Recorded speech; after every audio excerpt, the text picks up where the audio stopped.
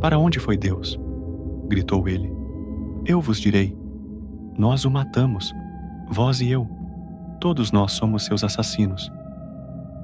Mas como fizemos isso? Como pudemos esvaziar o mar? Quem nos deu a esponja para apagar o horizonte inteiro? O que fizemos ao desprender esta terra de seu sol? Para onde ela se move agora? Para longe de todos os sóis? Não caímos continuamente? Para trás, para os lados, para frente, para todos os lados? Ainda há um alto e um baixo? Não vagamos como que por um nada infinito? Não sentimos o sopro do espaço vazio? Esse abismo que se abre diante dos homens modernos, essa doença que corrói a alma daqueles que ousam olhar para o vazio, onde antes havia Deus, onde antes havia sentido. Vós, filhos da decadência, acreditais que podeis seguir vivendo sem os alicerces que sustentaram vossos pais? Pois bem, eu vos digo, estais diante do nada, e poucos entre vós têm coragem suficiente para encará-lo sem tremer. A morte de Deus vos deixou órfãos, desamparados, num mundo onde todos os valores foram dissolvidos. O que restará agora? Vejo à minha volta os fracos, os últimos homens, rastejando entre ruínas, buscando desesperadamente novos ídolos para adorar, novas correntes para se prender. Ah, como são medíocres! Querem substituir o velho céu por um novo, feito de ciência, de progresso, de falsas promessas, de igualdade e conforto. Não percebem que tudo isso é apenas uma nova máscara do mesmo veneno, da mesma fraqueza. Preferem morrer de sede a beber da fonte do desconhecido? Agarram-se a velhas crenças, disfarçadas de modernidade, porque temem a única verdade que eu vos trago. Nada há além do que criamos. Mas eu vos pergunto, o que fareis agora, vós que vos julgais livres? Tereis a coragem de erguer novos valores, de criar sentido onde antes só havia submissão? Ou sucumbireis ao desespero, ao tédio, à mediocridade de uma vida sem paixão? O niilismo pode ser a peste que destrói, sim, mas também pode ser a fogueira onde se forjam os espíritos mais fortes. Quem de vós suportará o peso do vazio sem se render à nostalgia dos antigos deuses? Só aquele que abraça o nada, que dança sobre o abismo sem medo, pode ser verdadeiramente grande. Mas não, vós não quereis grandeza, quereis segurança, quereis uma moral que vos diga o que é bom e o que é mal, como se ainda fosseis crianças, à espera de uma babá celestial.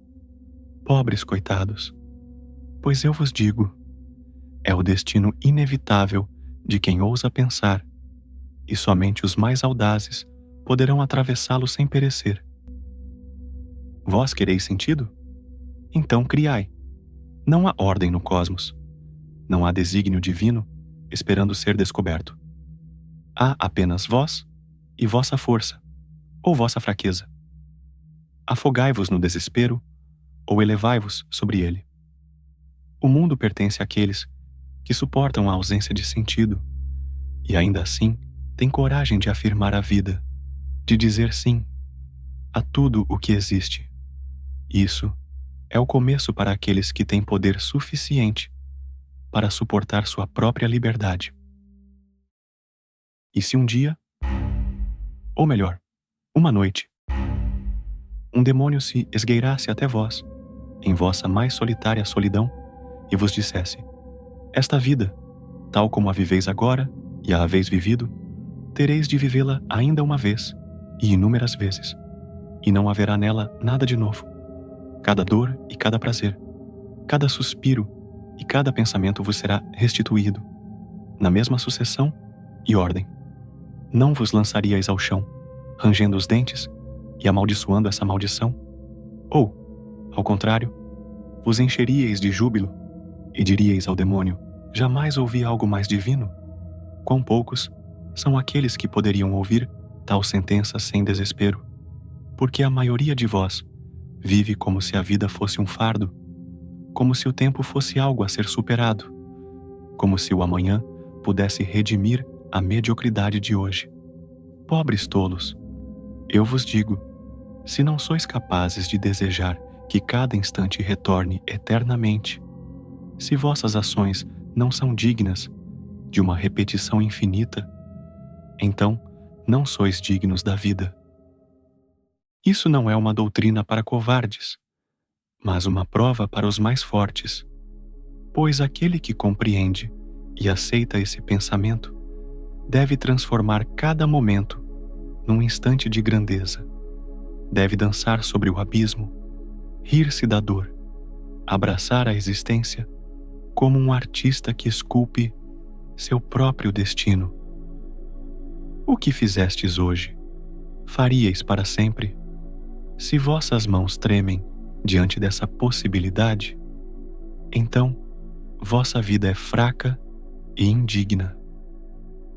Mas ai daqueles que não suportam o peso dessa verdade, vagueiam como sombras, esperando que um Deus ou um além os redima, que a morte os liberte da responsabilidade de existir. Tolice. O único inferno é uma vida desperdiçada. O único paraíso é um instante afirmado com toda a força da alma. O eterno retorno é a balança sobre a qual pesamos nossa existência. É a lâmina afiada que separa os criadores dos escravos.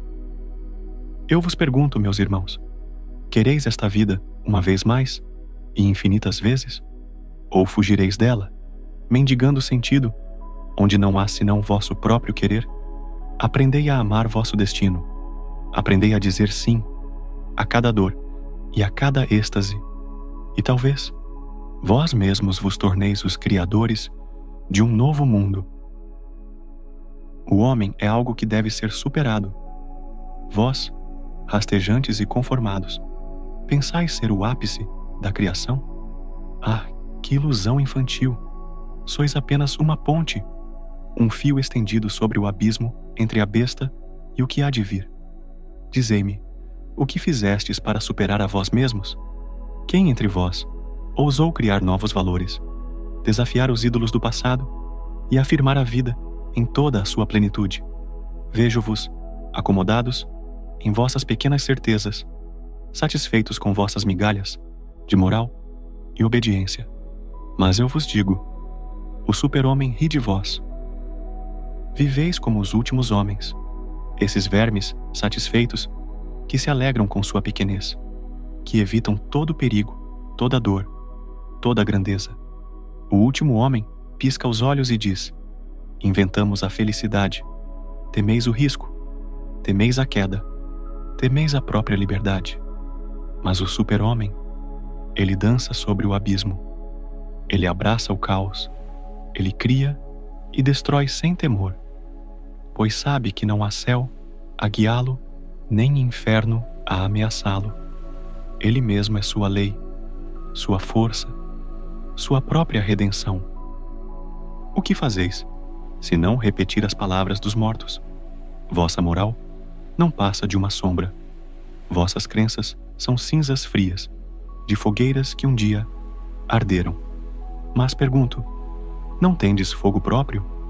Não há em vós uma chama que queima mais alto que as mentiras da multidão? O super-homem não se ajoelha, não mendiga sentido. Ele o cria. Ele não se curva à tradição. Ele a desafia. Ele faz do próprio espírito uma tempestade, pois sabe que só na tormenta nasce a verdadeira grandeza. Quereis ser livres? Então quebrai vossos grilhões. Mas cuidado, muitos falam em liberdade, mas querem apenas um novo mestre para adorar. Não se curve, nem diante de deuses, nem diante de reis, nem diante da opinião dos fracos. O super-homem não busca aprovação. Ele não precisa de permissão. Ele afirma a vida. Sim, mesmo com todo o sofrimento, mesmo diante do caos, ele olha para o mundo e diz: eis meu jogo, eis minha criação. Preferis rastejar entre os rebanhos, repetindo as velhas mentiras, agradecendo pelas algemas que vos protegem do abismo? Eu vos desafio. Levantai-vos, tornai-vos mais do que vós mesmos, pois aquele que ousar se erguer sobre a terra, como um Criador, como um Senhor de si, este sim, poderá chamar-se digno da vida.